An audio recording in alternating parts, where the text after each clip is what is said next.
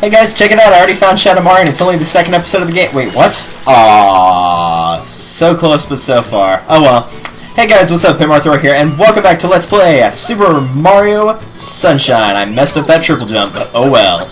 In the last episode, we went through the second half of Bianco Hills, because I pretty much decided I'm going to be splitting these into 2 parts each after doing one recording with 5 shines in each video.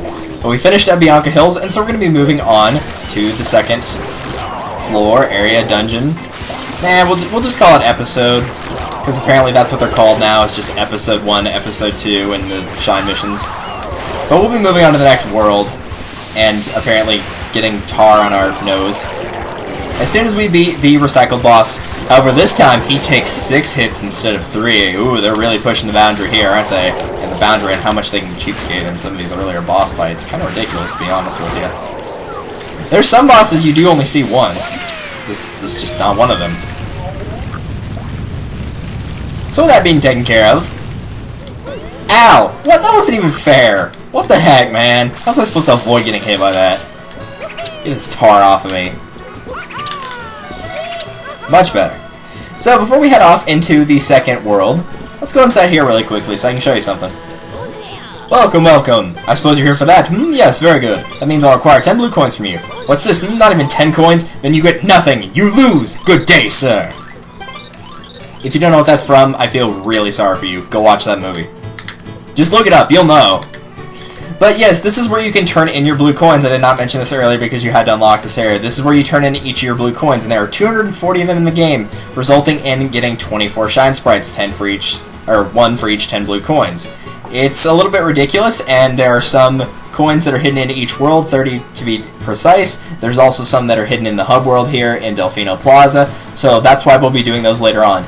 In addition to that, some are only available in certain episodes, which makes it even more obnoxious. Blue coins are probably the #1 thing I hate about this game. And there's not a lot that I don't like about it, otherwise I wouldn't be LPing it, but I really don't like the blue coins. I'm so glad that did not come back. So obnoxious. But anyway, let's go ahead and get started with something less obnoxious. Ricco Harbor. This is one of the easiest worlds in the entire game. It's kind of like in the sense how, for me at least, Womp's Fortress was easier than Bomb Battlefield, at least time-wise. It's kind of the same thing with Ricco Harbor. I feel like a lot of the missions are a little bit shorter here. At least a pretty decent amount of them are relatively short if you know what you're doing. So the first one we have, Gooper Blooper Breaks Out. This is another boss you'll be seeing at least 2 more times after this mission. Once in this world and once in a different one altogether. So let's go ahead and head on over to where Gooper Blooper is. And find a tentacle! Let's bounce on it. And then pull it back. Because, you know, animal cruelty. Why not? He's actually what's been causing the pollution. If you look over in the harbor area for Ricco Harbor, where the actual water is, there's a bunch of pollution in it. And so he's the person, or the thing that's causing it. He's not a person, dude. But yeah, you can look over there, a bunch of pollution. So, it's time to deal with this guy. So, what you want to do is squirt this guy's face. And you've got 1 of 2 options. You can either pull the tentacles away one by one. I grabbed the wrong one, of course. And you can do things one by one. Now, the trick with this guy that makes him incredibly easy is a couple reasons. First and foremost, you don't have to pull away all the tentacles. You only have to pull away the 2 closest ones. The one that I just pulled away then, and the one that he just slammed me with. That's one option that you have. So you can just grab both of those and then just pull them free. Like so. And then just pull at his mouth and just keep holding down and B until he takes damage. Now this guy only takes 2 hits. That's one of the reasons he's easy. However, there's an even faster method to beating him than what I just did. First, you're going to have to get rid of the goop, of course. And that's not what I was trying to do. Let's wait for those to respawn so I can show you the faster way to deal with this guy. Dude, leave me alone. So what you can do is squirt at his mouth, and then jump and ground pound, and that will knock out, hopefully, the ones that are closest to him, but if nothing else, it will also knock out all 4 of them. Now, the reason that it didn't take as much time to, like, pull back and actually knock him out is because you can let go when his eyes turn red. The second his eyes turn red, just let go of the B button, and that will count as a hit. And after 2 hits, he's already taken care of. Yeah, he's actually that easy. Very, very simple boss. Like, there are bosses in this game. There are actual bosses. I don't see Petey hardly as one, and I don't see Gooper Blooper as one either. There are other ones, though, that are at least they take a decent amount of time, but most of them don't. Even the final boss is actually really easy. It's kind of bizarre. This game did not hit home with the bosses. I don't know why, but it definitely did not. Either way, let's jump back in, shall we? And now it is time for one of my favorite missions, not just in Ricco Harbor, but really just in general. The Blooper Surfing Safari. For those of you that have done the ray surfing in Mario Galaxy 1, since it didn't come back in 2, which I'm still bitter about, this is very similar to that. I feel like they got a lot of, not really ideas, but they kind of got the premise for the idea from this game. They were like, you know, the blooper surfing was a good idea, but let's fine-tune it. It's a little bit rough around the edges in this game, but I still like it a lot. Hi. That's right, I'm the Big Daddy of blooper surfing. You like surfing? Hop on a blooper and give it a whirl. Oh, but one thing, Big Daddy waives all liability for accidents. Now hang loose, bud. Alright, whatever. So you get 3 different types of bloopers here. You get the green one, the yellow one, and this kind of pinkish purple one. Each one obviously has different quote-unquote stats. To put it easily, the green one is the slowest and the purple one is the fastest. However, the green one's got the best turning, and the pinkish purple one has the worst. So fastest but worst turning, slowest but best turning, and then you got your yellow one, which is kind of the middle of the road. If it's your first time playing, I would recommend using the yellow one at all times, because the yellow one's just your balanced one. And for one of the missions you're going to have to do blooper surfing for, it is possible to use the green one, but I would not recommend it because it's very, very hard to get the required time. So whenever you hop in here, you're supposed to go ahead and jump on a blooper you like best. Well, you don't jump on them, you just walk on them, and then you just walk up straight to it. And you'll have to complete a lap of this course. Now for this first shine, it's only going to require you to make sure that you get in under 50 seconds, which is actually very, very easy to do. You can do this one with the green one, I know for a fact. Not difficult at all. I would recommend picking the yellow one, though, if you're just, like, going for, you know, if it's your first time you're going for all the shines. I would recommend the yellow one, because the yellow one is what I would use, because it's the easiest one to use, because it's fast, but it's not got horrible turning on it. Because the pink one is actually relatively difficult to use turning-wise. So just go ahead and complete a lap of the course, and once you've done that, you will get your shine sprite. As you can see right there, I had to do it in under 50 seconds. I had almost 15. Now, you don't want to ever slide against one of the walls, because if you crash into a wall, you are going to die immediately. Like, no, you take a hit, and you know, you got 2 more. You will die, flat out. In addition to that, make sure that you don't slide on the actual tile stuff unless you have to, like at the end right there, because it will slow you down significantly, like really, really badly. So, fair warning about that. Try to avoid that as best you can. Yes, we are fully aware we can move on to the next area, but we're not going to do that yet.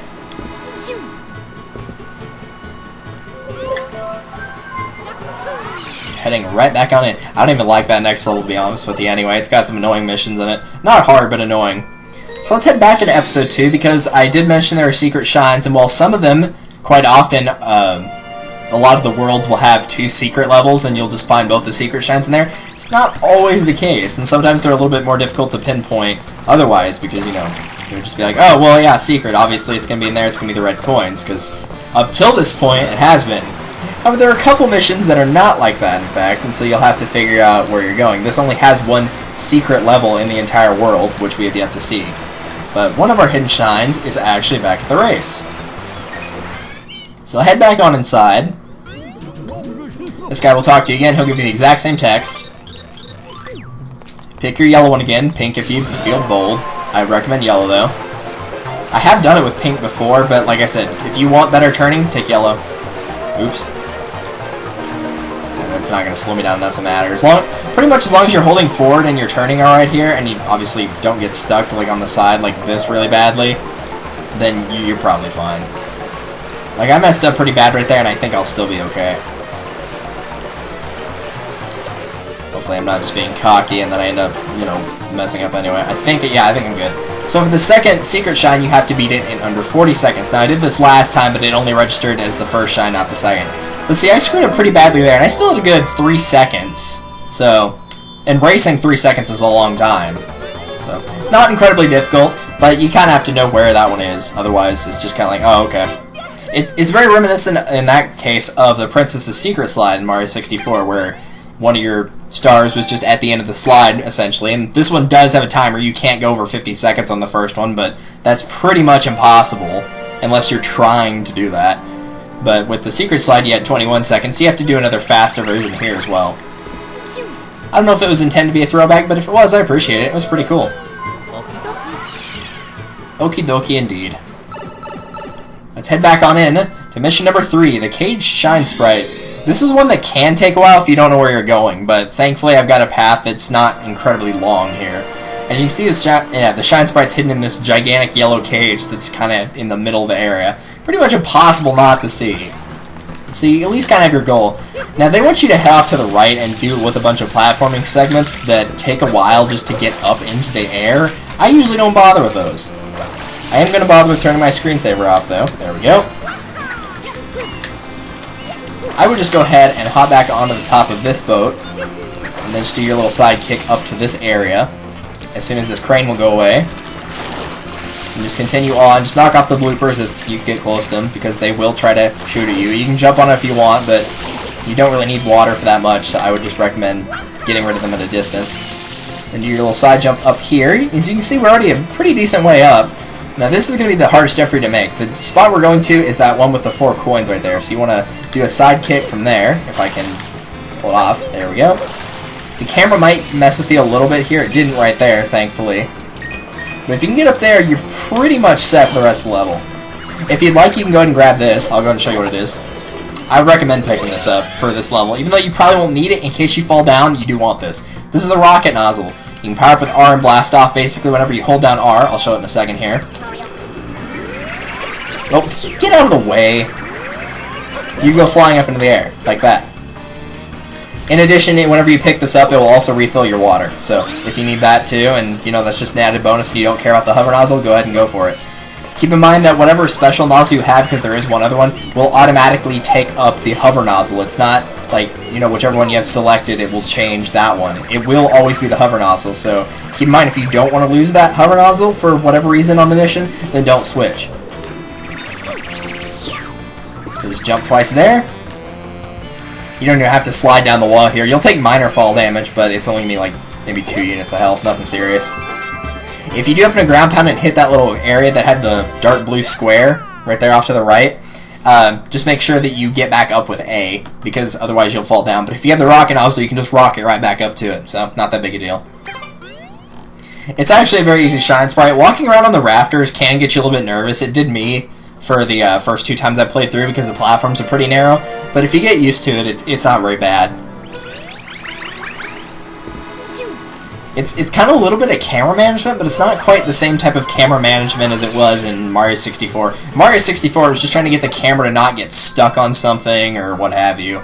In this game, it's more just like trying to get the camera behind you without giving you this really awkward angle. Like, it cooperates most of the time, but sometimes it just kind of acts a little funky, so you just want to shift it a little bit to a view that you wouldn't normally have.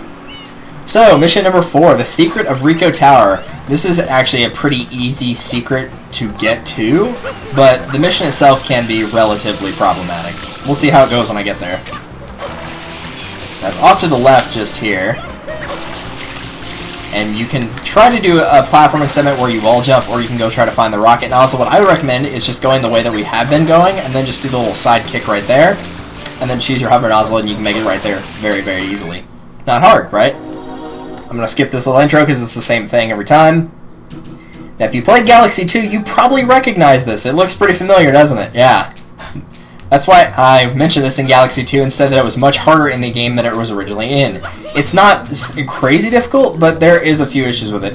As you can see, you're platforming over kind of these like rotating wood box type things. I don't know, they kind of look, they don't look like, but they kind of feel like they would be similar to Tinker Toys, I guess. For those of you that actually know what Tinker Toys are, I'm willing to bet most people that are younger than me probably don't, which is kind of sad, but maybe you do. I'm going to grab this 1-up right here because this is essentially just a free 1-up. It's very easy to pick up, so I'd recommend grabbing that.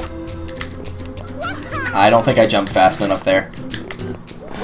I was not trying to do that jump at all, and now I'm dead. Oh well. That right there is the hardest segment of it, though, to be honest with you. The thing is, the gravity on these, especially on those cogs, is really weird. Like, there'll be times where it looks like you should have slid off where you don't, and then other times where it's like, you clearly are safely on solid ground and you'll just slide off anyway. Like, right there, I should have slid off, and it might have been because I was jumping, but it's really bizarre. With these blocks, it's not too bad. Every time that the transition gets relatively close, just jump. and, you know, by the time that you land from the jump, it will have transitioned over that awkward area.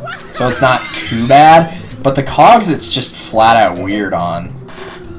So what I would recommend doing here is waiting for these two to line up relatively closely, because the less time you spend on these things, the better, and then just jump from one to the second. Now you're going to have to wait between the second and third ones, so this is where you're going to use that little sidekick thing to make it between both the cogs and then the individual rotations like that, because otherwise you are going to fall off. Don't try to do a regular jump. I've tried it. Very rarely do you actually make it across using that. It's kind of obnoxious, but not much you can do.